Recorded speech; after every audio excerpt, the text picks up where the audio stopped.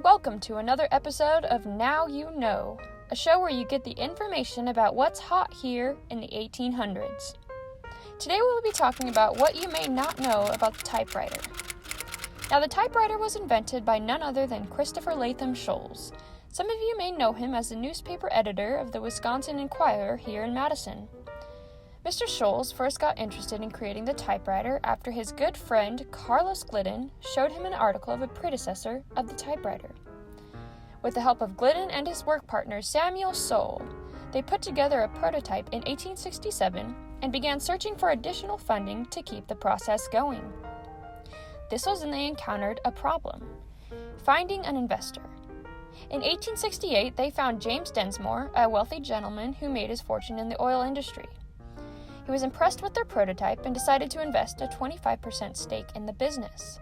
Glidden and Soule sold most of their shares to Sholes and Densmore after a bout of disinterest, and a patent was filed and obtained in 1876. Later improvements of his product brought him 2 more patents a few years later. Sholes and Densmore were in search of a major investor to finally get their patented typewriter into production when they encountered another problem: public opinion. From the letters we have received back from our listeners, it seems as though the problem with the typewriter initially was that it was incredibly impersonal. We agree here at the station. We can totally see what people are saying. I mean, what would mean more to you? A handwritten letter or a typed one? Another reason people said was that there were not enough benefits to validify production. It seems that there will always be hesitation with things that are new, and we think that is totally understandable. It wasn't until a meeting was facilitated with the Remington Company in March of 1873 that production became a reality. Sholes sold his rights for $12,000 to the company, finally prompting a turn of success for the typewriter. Now that is a hefty amount of money if you ask me, but Sholes seemed to be pretty desperate to get his dreams into fruition. Remington Company was confident in Sholes' invention, and Sholes and Densmore were contracted with 1,000 units. The typewriter was the most complex mechanism mass-produced by American industry, public or private, in the 19th century.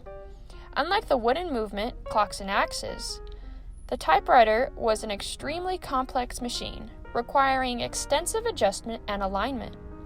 Though it had many interchangeable parts, it was still tested to make sure that all of the machine was indeed working.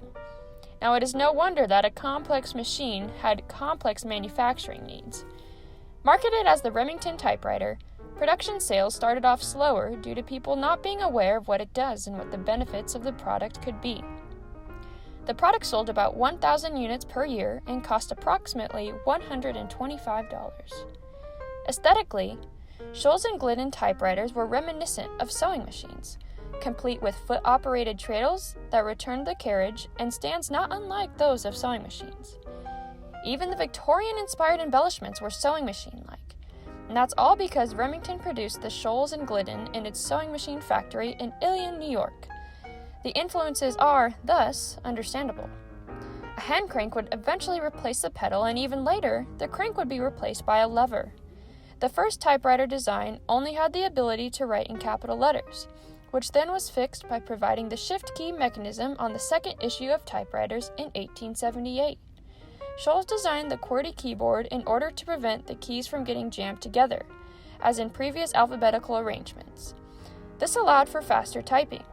The only downside of the product was it had an upstrike design in which the keys struck upward when pressed. This caused the typist to not be able to see what he was typing. A recent polling of the citizens of Madison area said there was an incredibly inefficient downside to the product. Now, in order to jumpstart production sales, the Sholes Glidden typewriter was loaned to over 100 businesses free of charge. I'm not sure if many of you are aware, but Mark Twain bought one of the first editions of the Sholes Glidden typewriter and used that very machine to create what many of you say is a work of art, The Adventures of Tom Sawyer, in 1876.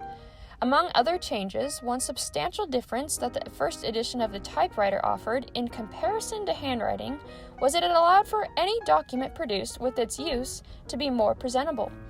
In particular, what this meant was that regardless to type of text being written, whether it was a report, record, or letter, each finished product followed a consistent format, so that it would be more clear and organized on the page and more legible to the reader. This occurred because instead of documents being written by hand, wherein every person has a style of writing unique to them, causing the letters on the page to appear slightly different and even perhaps difficult to read, the typewriter required a standard set of alphabetical keyboard letters to be used so as to ensure the text would appear exactly the same each time it was entered, no matter who was typing. Other presentation modifications that the typewriter utilized were that it applied standard preset dimensions on the page to ensure that was sufficient spacing around the text, between sentences and among each letter. Because of this, the public saw increase in education and business success.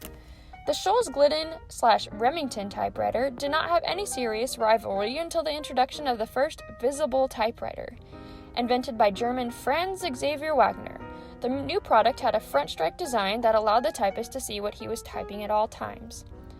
Now, what a fantastic world we live in, don't you think? The minds of humankind cease to amaze me every single day, and I cannot wait to see the future of technology. Who knows, maybe someday in our future we will see flat-surfaced keyboards that don't require the typing action. We just touch and go. Now that is a very strong maybe, but not as far-fetched as we may think. Well, that is all the time we have left, folks. Thank you for staying for another installment of Now You Know. Tune in next week where we delve into the mind of Samuel Morse, the inventor of the telegraph. Have a great rest of your week, dear listeners, and may God bless each and every one of you. Toodaloo!